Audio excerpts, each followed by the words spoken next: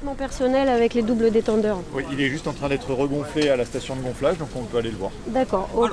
Alors, qu'êtes-vous en train de faire? Alors là, je vérifie les équipements de protection individuelle des éducateurs et des pratiquants afin de vérifier qu'ils sont bien en sécurité. Quels sont les objectifs de ce genre de contrôle? L'objectif du contrôle du jour, c'est de vérifier tout le matériel de sécurité et de secours qui doit être présent à bord du bateau. Et puis si accident ou urgence il y a, que les procédures de secours soient bien mises en œuvre. Alors et dans ce cas précis, quelque chose à noter? Alors là ici, non, là tout est bien présent sur le bateau. C'est un bateau qui revient de plongée, donc j'ai pu vérifier l'ensemble du matériel qui est complet et également des paramètres administratifs concernant les conditions d'encadrement, donc les éducateurs qui sont bien qualifiés et déclarés pour l'exercice de la profession. Quelles sont les anomalies les plus fréquentes?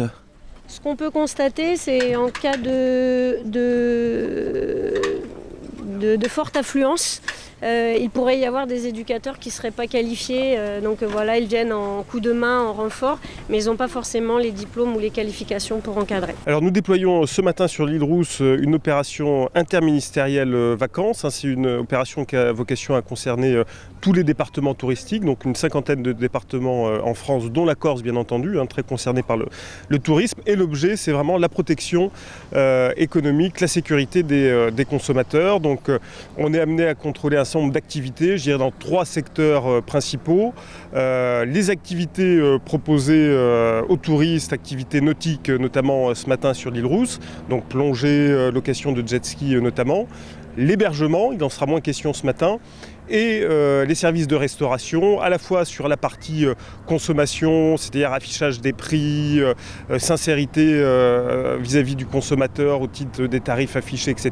Et puis toutes les questions d'hygiène, de santé. Et donc effectivement, un certain nombre de services de l'État sont mobilisés ce matin, coordonnés par la DDCSPP, un service de gendarmerie, service jeunesse et sport, service vétérinaire, protection animale, pour contrôler dans chacun de leurs domaines respectifs effectivement le respect de la réglementation et de la loi pour que ces activités puissent se dérouler en toute sécurité pour les consommateurs. Alors quelles sont les infractions, je dirais, les plus fréquentes?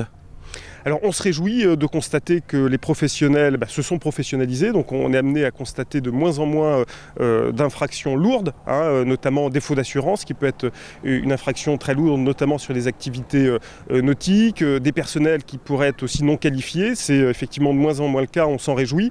Donc là on est plutôt dans l'accompagnement, la prévention, ça peut être par exemple des éléments de sécurité qui peuvent manquer sur le bateau, donc là on procède à un avertissement et au fait qu'effectivement le professionnel soit amené à mettre à disposition cet élément de sécurité sur le bateau, par exemple. Comment s'est passé ce contrôle?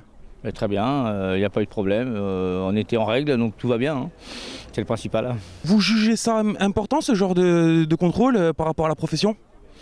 Disons qu'il faut qu'il y en ait, parce que bien sûr que pour être en règle, il y a quand même beaucoup de documentation à avoir, beaucoup de papiers, beaucoup de choses à faire. Là, tout ce qui est réglementation, c'est quand même compliqué, et c'est vrai qu'il ne faut rien oublier, quoi. Donc c'est bien de l'avoir parce que le jour où tu as un problème, si tu es en règle, tout va bien, si tu n'es pas en règle, tout va mal.